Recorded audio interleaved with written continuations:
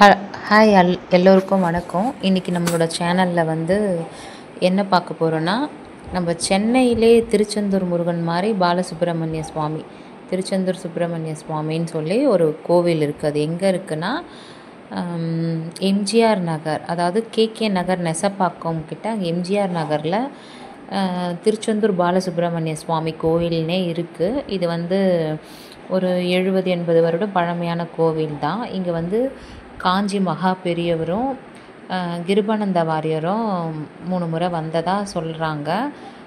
ரொம்ப சக்தி வாய்ந்த முருகன் இவர். திருச்செந்தூர் முருகன் கிட்ட என்ன சக்தி இருக்கோ அதே அளவுக்கு இவர்கிட்டையும் சக்தி இருக்குது. என்ன ஒன்று, அங்கே கடல் இருக்குது, இங்கே கடல் இல்லை அப்படின்ற மாதிரி சொல்கிறாங்க.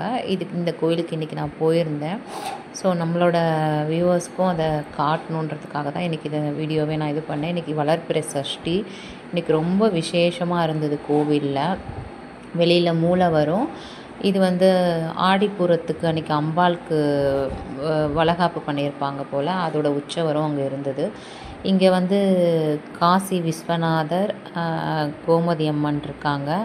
அதுக்கப்புறம் அபிராமி அன்னையும் இருக்காங்க. முதல் இங்கே பிள்ளையார் இருக்கார். பிள்ளையாரை தரிசனம் பண்ணிவிட்டு அதுக்கப்புறம் அப்படியே கோவிலை பிரகார வலை வந்தோம்னா என்னென்ன இருக்குது நான் காட்டுறேன் பாருங்கள். கோவிலோட தலை விருட்சம் அரச மரமும் வேப்ப மரமும் இணைஞ்சிருக்கு. இங்கே நாகர் சன்னதி இருக்குது. இது ஒரு விசேஷமான பிரார்த்தனை தலம். இப்போ நீங்கள் பார்த்தீங்க இல்லையா, அந்த மஞ்சள் துணியில் கட்டி வச்சுருக்காங்க. அந்த இதெல்லாம் என்னென்னா, இங்கே நம்ம எப்படி திருச்செந்தூரில் கொடிமரம் விசேஷமோ அதே மாதிரி இங்கேயும் விசேஷமானதுன்னு சொல்கிறாங்க.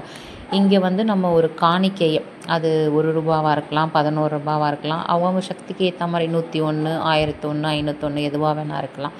அதை ஒரு மஞ்சள் துணியில் நம்ம வீட்டிலருந்தே குலதெய்வத்துக்கிட்ட இருந்து முடிஞ்சு கொண்டு வர சொல்கிறாங்க.